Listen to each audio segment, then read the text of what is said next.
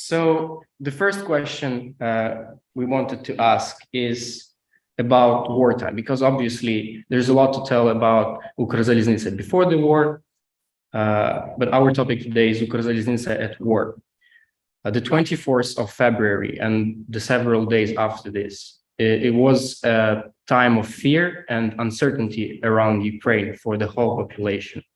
People didn't know what to expect, what will be next.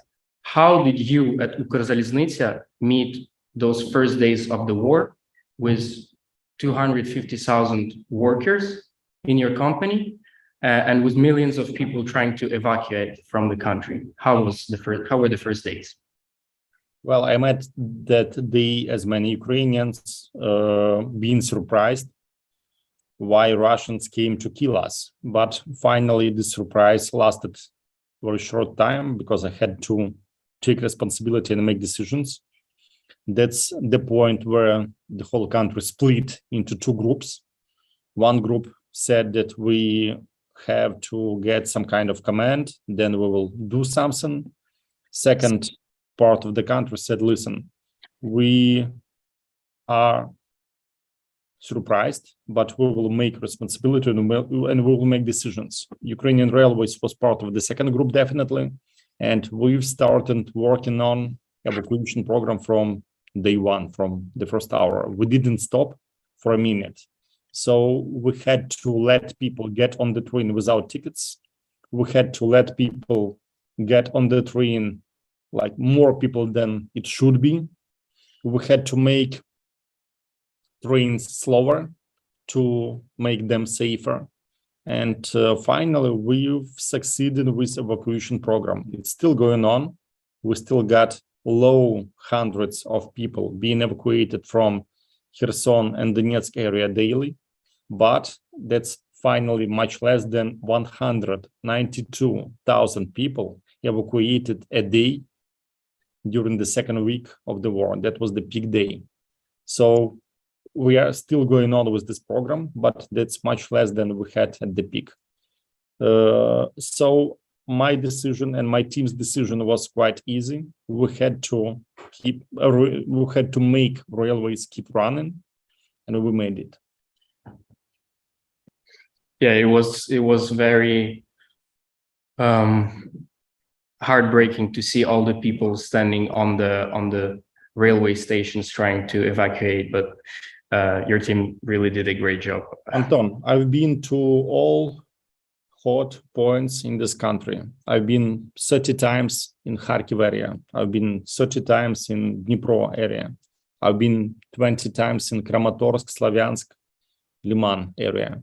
And trust me, those things which I've been 5 times in Kherson already. So those things which I saw in that areas, that was heartbreaking.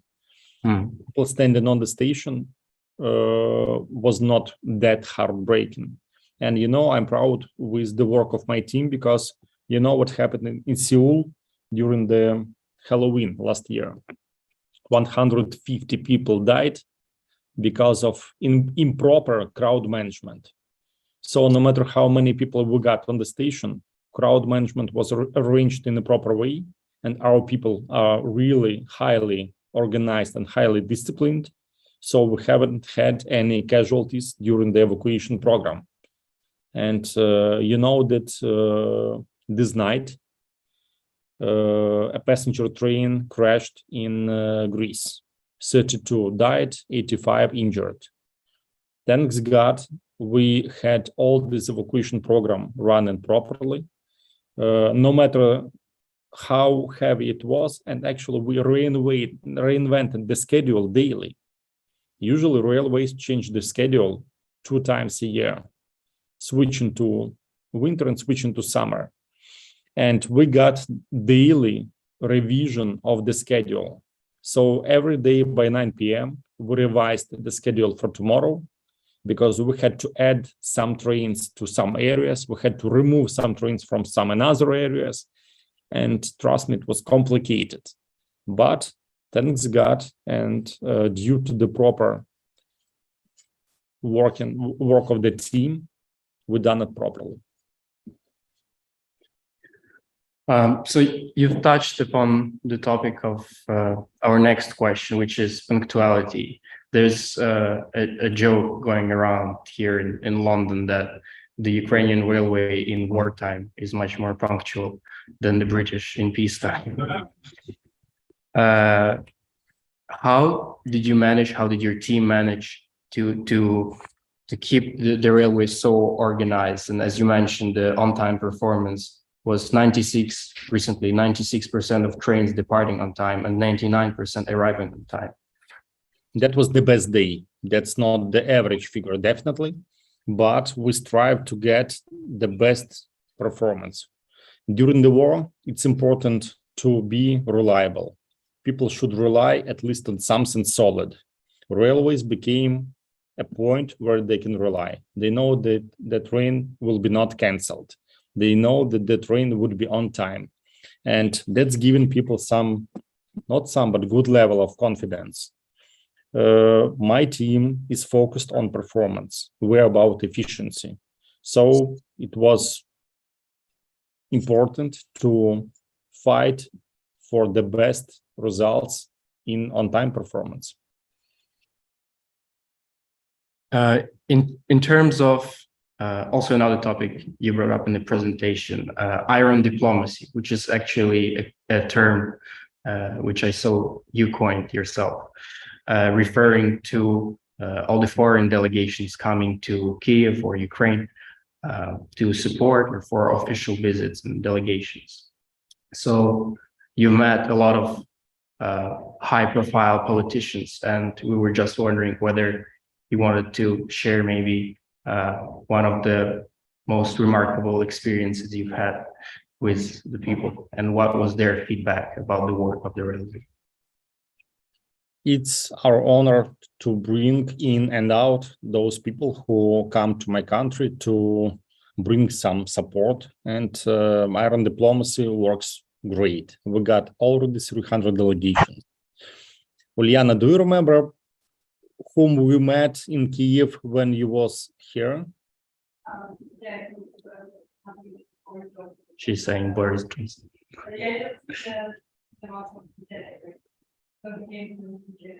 It was Boris, right?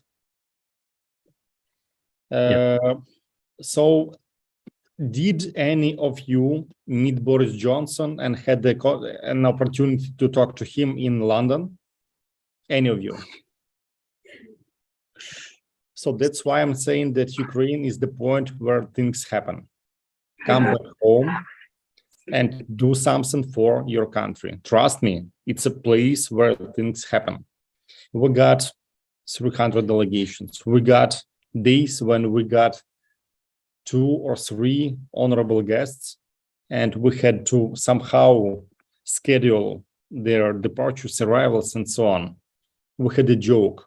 The day when President Biden arrived, all of our attention was focused on his arrival and departure. And it was a unique historical moment because the president of US doesn't travel to wartime countries, which US government doesn't control. And it was really a surprise for the whole country. So that day, we got few more delegations coming in. And it was a joke, like when the President Biden departed, finally, it was a joke like, shit, this delegation, like I don't name the country, but this delegation is forgotten. They are still sitting on the station waiting for someone to come. It's not true. We care about all our official guests and unofficial guests as well. But some people had this joke. Iron diplomacy is a great program because people, these honorable guests, they stay much more time on the train than in the city itself. President Biden spent 20 hours on the train and only 4 hours in the city. So the way we treat him on the train is really important because that's how we form his feeling about the country. Starting from food, following with the treatment, finishing with the quality of the journey. That's why it's important. And that's our impact in making Victory Day happen faster. Um, so as you mentioned, you've recently resigned or announced your resignations from the position of CEO of Ukrainian Railways. However, I think we can congratulate you because you will be occupying a new position, and that is the Euro integration of the Ukrainian Railway in Europe. And my question was, obviously, Euro integration was a topic and a theme explored already by the Ukrainian Railway. But can you share some of the plans that you have for your new job? Maybe I don't like sharing plans. I like sharing results. That's the style we have in railways these days for the last 1.5 years while my team was in place. And the whole country, the whole railways is fed up with sharing plans. Everyone needs performance. Everyone needs delivering results. That's what me and my team was doing during this time. And trust me, no one loves listening to plans. Everyone wants to see results, visible, solid results. And I'm proud because during this time, we got these results. That's why people in the UK, people in the whole world, people in Ukraine say that railways is the part of the new Ukraine. It's the part of the country we love. Perhaps I can rephrase, and that is, what are the current main challenges of Ukrainian Railway in regards to Europe or in general? Well, my new position will bring me to Europe. So if you invite me, I would be happy to come to London and have a larger presentation in live, but only if you got proper tea. No tea, no party. By the way, do you party in London? Yeah, yes, we Honestly. Uliana. So we are inviting you to our next event. If that's the party you have, then don't invite me for that party. Okay, I think if you are ready, we can open the floor to some questions from the audience. Sure.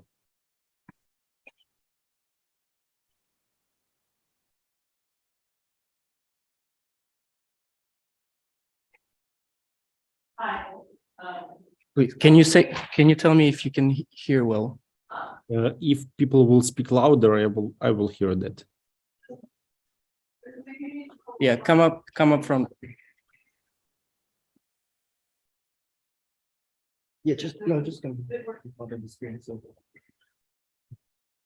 Hi, my name is Cornelia. I'm from Lithuania. Nice to meet you. Nice to meet you. So 2 questions. First one, really quick. So what's your favorite tea? Black, and now I've got Choco Mint Truffle from TWG. That's my favorite. Okay, cool. And the second one, guess my question would be, what surprised you the most once the war started in terms of the services that railways had to provide? Yeah, was there anything surprising in terms of like, oh, I never thought I would have to do this in this job? I will tell you what surprised me in the whole country when the war started: the leadership. When the president stayed in Kiev, when the president said, I need ammo, not a ride, then the whole Ukraine said, no, we will withstand, we'll fight. And this resilience is something that made the whole world surprise. And I'm happy that Lithuanians are standing with Ukraine. I know many great Lithuanians, starting with Aivaras Abramavičius and many more. And I'm really happy that these people stand with us. Thanks. Thank you. More questions? Can I ask you to come up here so that Oleksandr can hear you well. Hi, could you tell us how long you had to plan Biden's trip into Ukraine and to make it safe? It took several weeks. And what did you need to do how did you arrange everything? You really believe I can tell you? You can tell us. Then we will have to liquidate the whole room, you know. Are you sure? I only can tell you that this visit was really historical for both countries, and there were hundreds of people involved from both sides. So total it was much over 1,000 people, and it was really important mission for both countries, because again they promised to take Kyiv in 3 days, and finally on 362nd day of the war, the president of US is walking on Ukrainian streets under air raid siren. Come on, that's definitely an explicit message to the whole world that we will withstand. I'm happy that railways played important role in the story. Thank you. Yeah, we'll have.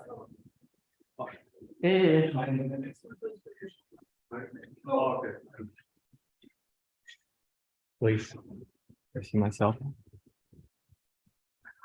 Hello, Alexander. Hello. I'm Yeshin. I'd like to ask 2 questions, more technical question. So you just mentioned the on-time rate of the Ukrainian railways, which is very impressive, and to me it's quite surprising, 93%. And I think one of the countries which could compete with this is China. Well, our secret of maintaining the punctuality was the highly automated, high-tech bullet train system, and also we set out laws to punish those people who disturbed the departures, the taxi out. So could you tell us, without these technologies or tough regulations, what was your secret of maintaining this taxi out on-time rate on the operational level? So first point, we don't have proper level of digitalization in the railways, but it's more about automation. Second point, we are relying more on discipline. And that's how we get this result. Would be happy to get this result via digitalization, but that takes much longer time and much larger financing. So far, I can't say my people that let's wait for a few years when we get digitalized, and we have to deliver today. That's why we rely more on the discipline. Well, my best wish for you to in advance to get the funds from European Union successfully. Thanks. Sorry, another question is about the Kievan metro. So I used during the wartime, I used it as a war shelter, like for 1 day. And would the integration program benefit the underground too, the metro too? No, we don't run the tube. It's under the city municipality, but we run city ring train. And actually doesn't stop during the air raid siren. It doesn't stop during the blackouts.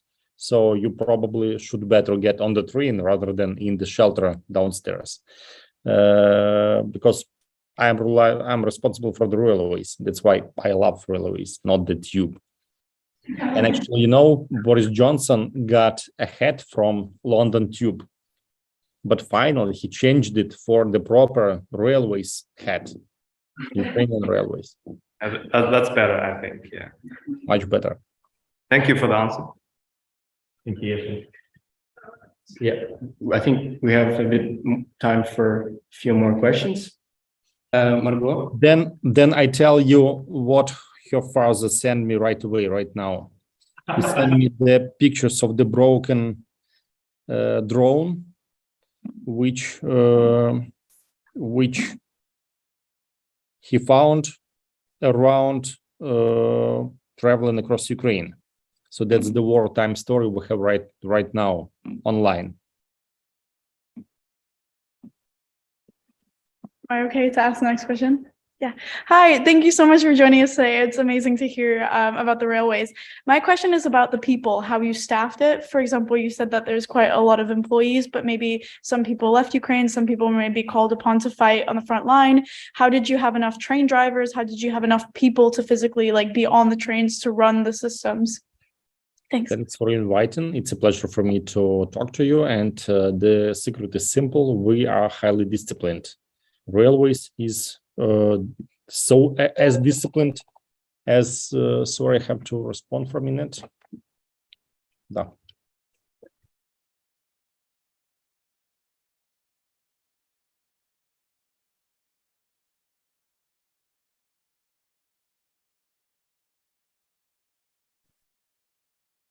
I'm back. So again, we rely on the discipline. Railwaymen are, some people say that the second army of Ukraine, and that's why no one left the job. No one said, I don't go there. And again, me and my team always lead by example. We don't send our people where we're not ready to go ourselves. That's why they're ready to go as well, and they're ready to work. And that's resilience, which the whole world admires. Thank you. Thanks. Anna and Malik, I think we can take two questions at a time. It will be fast. Let's go. Hi, my name is Anna, and I'm from Ukraine as well. And thank you for talking to us. So my question is the following. As far as I'm from Ukraine, I remember Ukraine railway roads during different time periods. So how did you manage to transform Soviet-like railroads into such a European system, but not into European system, into the best railroad system in the Europe, probably? It's easy. Some people say that the culture eats the strategy on the breakfast. It means that you bring the culture, then you bring people, then you bring strategy, goals, task management, and so on. We got great people in my team. We call them Iron Team. And these people spread the culture down to the company, down to the structure.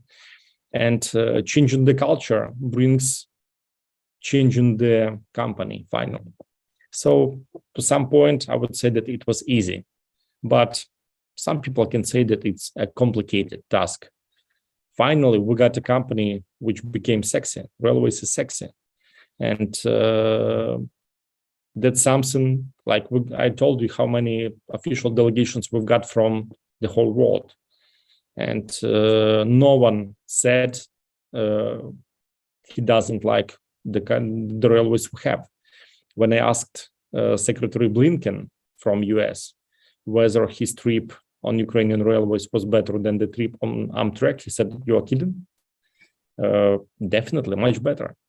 So it's an honor for me to provide proper level of services to worldwide leaders, as well as many Ukrainians. They would say that it's becoming better and better. And you probably, does anyone of you love Idealist coffee shop in Ukraine? Raise hands. 1, 2, 3. So Liana is not raising. Okay, I will tell the father. So we've got proper coffee shops on the station. Idealist, One Love, and we bring the culture of coffee to the station, of good coffee, selection coffee, as many as other projects as well. Thank you so much. Right. Thank you. Mr. Kamyshin, hello. I have a few questions. The first would be because I've read about plans to extend the railway network in progress from Lviv Oblast to Poland. So my question is, did the war accelerate or hinder the efforts slow down efforts towards integration to the European railway network? And my second question is about the future plans, how the progress is on the adjusting to the European building, the difference it makes to have European versus post-Soviet length of the gauge. Yeah, thank you. That's the word. During the wartime, we made 120 plus kilometers of actually new track construction connecting us to European countries. We got 48 kilometers of new track standard gauge connecting us to Poland. And I can't say that that's the war make it happen faster. And the main point is that indeed we got different widths of the gauge. And indeed we have to change to standard gauge at some point, because otherwise we would be staying on the, as they call it, Russian gauge, broad one. And it's not safe. We wouldn't have anything in common with Russians. And we finally have to do real infrastructural year integration. And that starts with changing the gauge, indeed. Thank you. Thanks. Two last questions and one from Uliana. So do we have any more? Then last question from Uliana and we're done. Yes, no, we're waiting for our next question.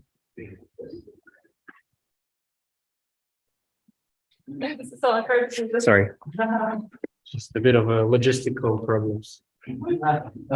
Hi, thank you very much for this nice presentation. My name is Daniel, and actually I have the questions continue with that last question asked for that chat, because I'm also interested about the future perspective of the railway, especially on kind of whether there is going to be an improvement or a kind of complete reconstruction to fit in or bring in new technology like fast-speed train, well, they have in Germany and in China, something like that, or a gradual improvement of the existing railway.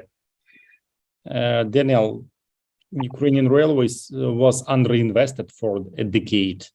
That's why for us now it's important to keep running, and only after some years we can get back to high-speed trains. In Ukraine, high speed means 110 kilometers.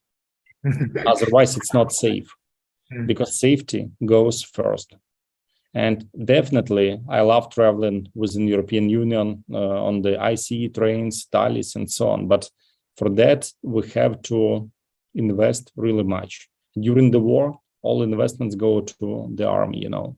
That's why after the war, we would be definitely happy to reinvent railways with high-speed trains and so on. But so far, we focus on rehabilitation of the infrastructure. I hope the war will end soon and there will be more future perspective in this country. Thank you very much. Так, це я. Доброго вечора, пане Камишин.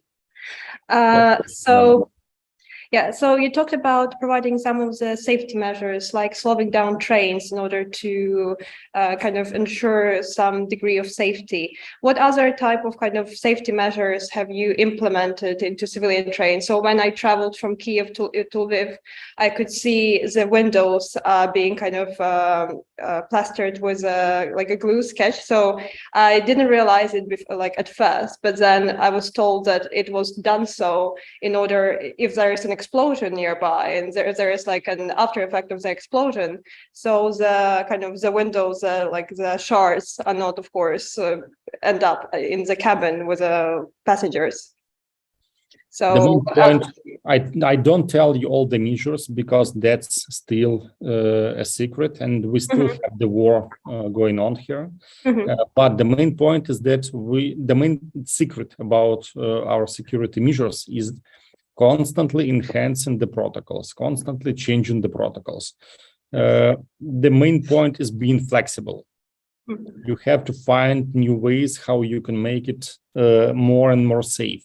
At some point, we think that we can't make it safer, but then we find another measure that can make it safer.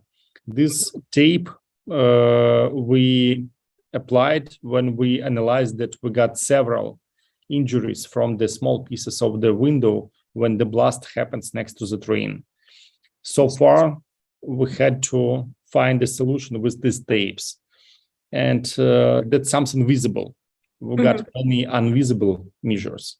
And again, I'm happy that we got no casualties during the evacuation program, but that cost nerves and that cost